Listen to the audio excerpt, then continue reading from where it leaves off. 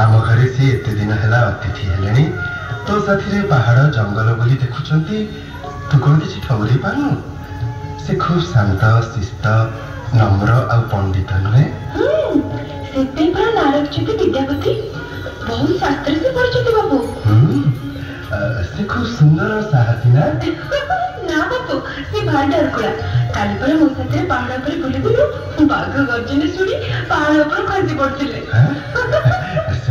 हठात मो धर पकई उठी आनी से कौन कहले जाना बाबू कौन कहले जो हाथ में तमे मो जीवन रक्षा करछो से हाथ को ठाकुर जति चिरदिन लागी मो हाथ में बांधी दियंती नीलमाधव मो डाक ताली शुणी रे माँ मु भावुची कौन भावुच राजा विश्व बसु यही तो विद्यापति बस ये बस अनेक थर मु भावी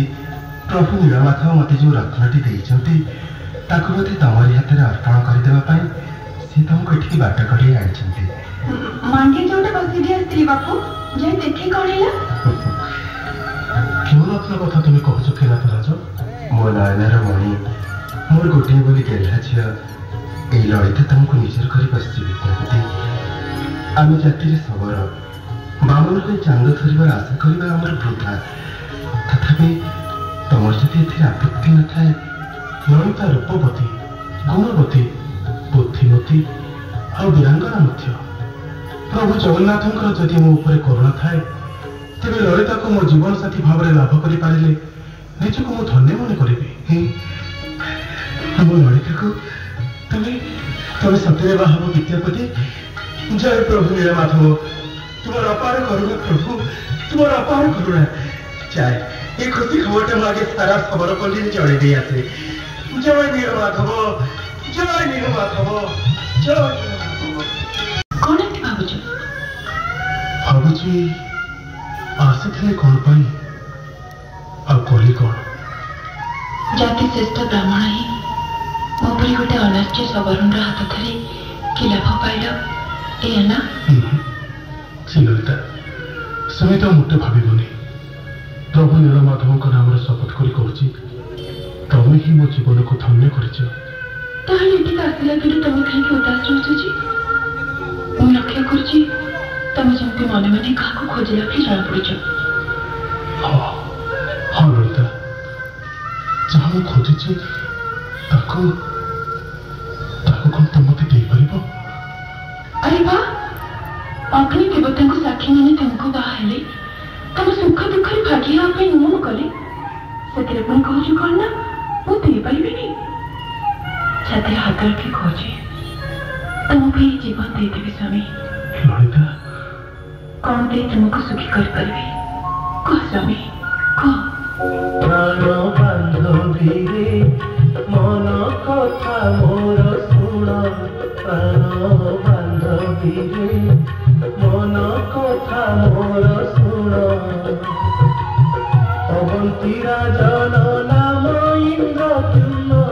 विष्णु पदे सदा ध्यान प्राण बांधवी रे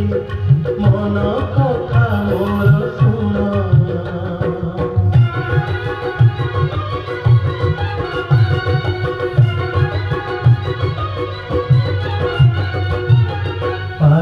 खबर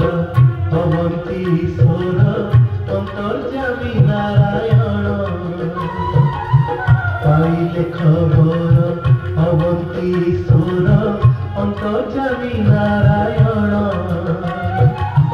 नीलगिरी नीलकंदर मध्य करिछंती अवस्थान प्राण बांधवी रे मन कथा मोर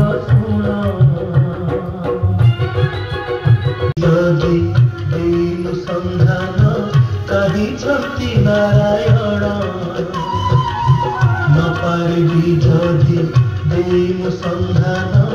कही नारायण दुखरे कातर होई राजा रानी उपासे जीवे प्राण प्राण बांधवी रे मन कथा मोर शुण प्राण बांधवी रे मन कथा मोर शुण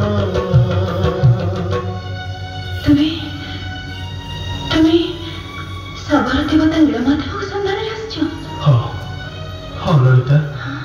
से घर दायित्व मो मथारे बहन कर नीलमाधव मोर एकमात्र लक्ष्य जदि चाहच कह कह ललिता से क्यों अच्छा अनेक दूर अति दुर्गम पथ निकांजन जंगल भितर नीलमाधव को पूजा कर मोरी बापू सबर राजा विश्वास